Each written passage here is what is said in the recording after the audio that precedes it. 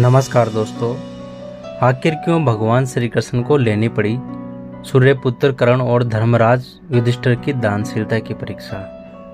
दोस्तों, वीडियो को शुरू करने से पहले यदि आप लोग भी भगवान श्री कृष्ण को सच्चे दिल से मानते हैं तो इस वीडियो को लाइक और हमारे चैनल को सब्सक्राइब जरूर करें। दोस्तों, कुंती सूर्यपुत्र कर्ण को महाभारत का एक महान योद्धा माना जाता है। कर्ण के धर्म पिता तो सूर्यदेव थे, लेकिन पालक पिता अधिरथ और पालक माता राधा थी। कर्ण दानवीर के रूप में प्रसिद्ध थे। उन्होंने अपने कवच कुंडल दान में दिए और अंतिम समय में सोने का दांत भी दे दिया था। भगवान श्री कृष्ण ने भी कर्ण को सबसे बड़ा दानी माना है। अर्जुन को कर्ण की प्रशंसा पसंद नहीं थी, इसी कारण उन्होंने एक बार श्री कृष्ण से पूछा, हे माधव, सब लोग कर्ण की इतनी प्रशंसा क्यों करते हैं? तब भगवान श्री कृष्ण ने 2 पर्वतों को सोने में बदल दिया और कहा कि सोने को गांव वालों में बांट दो।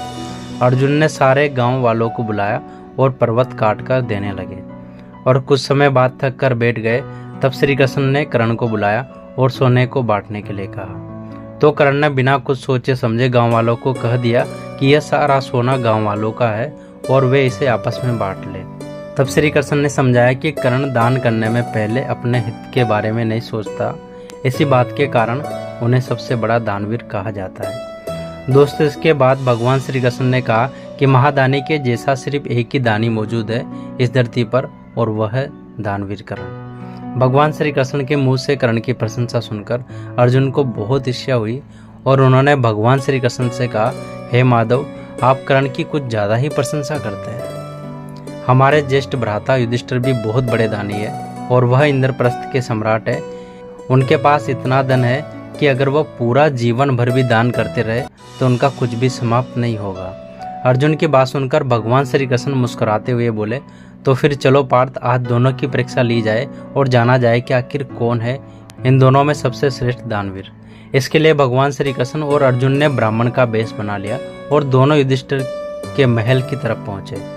हम सब जानते हैं कि भगवान श्री कृष्ण कितने बड़े ज्ञानी है और उनसे जुड़े कहीं ऐसे किस्से हैं जो बहुत से लोग जानते हैं और कुछ नहीं भी। भगवान श्री कृष्ण और अर्जुन ब्राह्मण का वेश बनाकर युधिष्ठिर के महल में जा पहुंचे।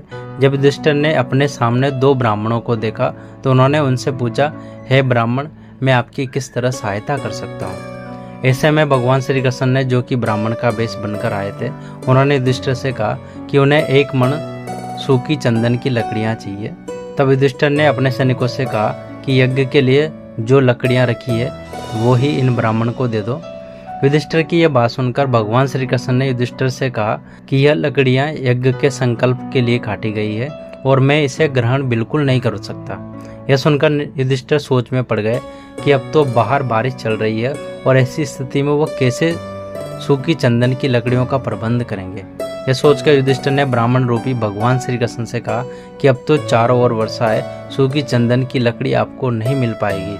अगर आप चाहें तो इसके बदले आप कुछ भी मांग सकते हैं। लेकिन भगवान श्री कृष्ण ने कहा कि सिर्फ और सिर्फ इन्हें सूखे चंदन की लकड़ियां ही चाहिए, और वह भी इसी समय। फिर क्या था, और युधिष्ठिर को पता चला कि उन्होंने कहा कि आज ऐसी दानशीलता नहीं कर पाएंगे और उन्होंने इसके लिए ब्राह्मण से क्षमा भी मांगी। ब्राह्मण रूपी भगवान श्री कृष्ण मुस्कुरा रहे थे और अर्जुन पूरी तरह से चौंक गए थे। लेकिन इसके बाद उनका अगला रुख था दानवीर कर्ण की ओर। ब्राह्मण रूपी भगवान श्री कृष्ण ने कर्ण से भी वही दान मांगा जो उन्होंने युधिष्ठिर से मांगा था, और इस बार भी उन्होंने वही शर्त रखी कि यज्ञशाला की लकड़ियां उन्हें बिल्कुल नहीं चाहिए। ऐसे में अंगराज कर्ण ने उन्हें कुछ देर प्रतीक्षा करने के लिए कहा। तो दोस्तों, आखिर इसके बाद क्या होता है? क्या कर्ण अपनी दानवीरता की परीक्षा में सफल हो जाएंगे? जानेंगे अगले ही भाग में। अगर आपको वीडियो पसंद आए तो वीडियो को लाइक करें और कमेंट करके हमें जरूर बताएं कि आपको वीडियो कैसा लगा। Thank you so much.